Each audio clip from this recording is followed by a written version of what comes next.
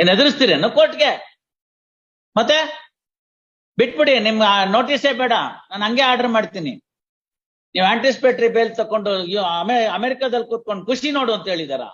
ಈಗ ಬಂದು ಇವಾಗ ಸರೆಂಡರ್ ಆದ್ರೆ ಸರಿ, ಇಲ್ದೇ ಇದ್ರೆ ನಾನು ಮುಂದಿಂದ ಏನ್ ಬೇಕು ಆರ್ಡರ್ ಬರೀತೀನಿ. I will direct the US people to arrest you and then deport you. You will also lose your visa and job, everything. When do you come back? Tell me tomorrow, day after, next week, and then comply with this order. Otherwise, I am going to pass an order stating that you are playing with the Indian courts sitting in America, and we are not helpless in meeting out such circumstances. Tell me when he will come. Call him and then let me know. Call him, then I will pass orders. Barkoma, don't connect.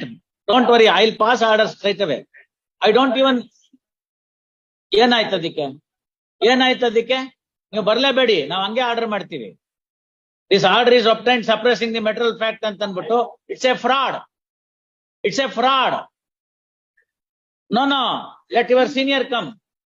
Let your senior come after he comes before the court. Let us see. Don't threaten all these things. Senior will come and all. What will happen if senior comes? Then why are you saying that senior will come?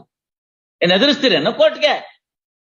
ಮತ್ತೆ ಬಿಟ್ಬಿಡಿ, ನಿಮ್ ನೋಟಿಸೇ ಬೇಡ, ನಾನು ಹಂಗೆ order ಮಾಡ್ತೀನಿ. The order obtained is fraud, playing fraud. If it comes to India and then surrenders before the court, well and good. This anticipatory bail is there. ಇವತ್ತಿಗೂ help ಆಗುತ್ತೆ. ನೀವು ಆಂಟಿಸಿಪೇಟರಿ ಬೇಲ್ ತಕೊಂಡು ಅಮೆರಿಕದಲ್ಲಿ ಕೂತ್ಕೊಂಡು ಖುಷಿ ನೋಡು ಅಂತ ಹೇಳಿದಾರ. ಒಂದು ದಿನಾನೂ ಕೊಡೋದಿಲ್ಲ. ಇವಾಗ ಆರ್ಡರ್ ಮಾಡ್ತೀನಿ, ನೀವು ಹೇಳ್ತಾ ಇದ್ರೆ pass over. When he will come, you let me know. Otherwise, you can take the order. ಇದರಲ್ಲೂ ಎರಡು ಭಾಗ ಇದೆ. 439(2) ಕನ್ಕರೆಂಟ್ ಪವರ್ ಇದ್ದಾಗ ಯಾವ ಕೋರ್ಟ್ನವ್ರು ಬೇಲ್ ಕೊಟ್ಟಿರ್ತಾರೋ ಅದೇ ಕೋರ್ಟ್ ನಲ್ಲಿ ಹೋಗಿ ಕೇಳೋದು ಪದ್ಧತಿ. ಯಾಕೆಂದ್ರೆ ಅವರ ಗಮನದಲ್ಲಿ ಆ ಪ್ರಕರಣದ ಎಲ್ಲ ವಿಚಾರಗಳು ಹಸಿಯಾಗಿ ಹಸರಾಗಿ ಇರುತ್ತದೆ ಅಂತ ಉದ್ದೇಶ. Not that the higher court should not do it behind the concurrent power.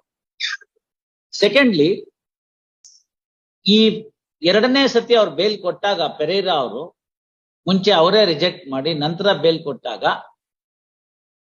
ಅದಾದ ನಂತರ ಇನ್ಯಾವುದೋ ಇದೇ ತರಹ ಕೃತ್ಯಗಳನ್ನ ಮಾಡಬಾರದು ಅಂತ ಒಂದು ಕಂಡೀಷನ್ ಹಾಕಿದ್ದಾರೆ. ಆ ತರದ ಇನ್ಯಾವ್ದಾದ್ರು ಕೃತ್ಯ ಆಗಿದ್ರೆ ತಗೊಂಬನ್ನಿ, ಅವಾಗ ನಾವು ಕ್ಯಾನ್ಸಲ್ ಮಾಡೋಣ.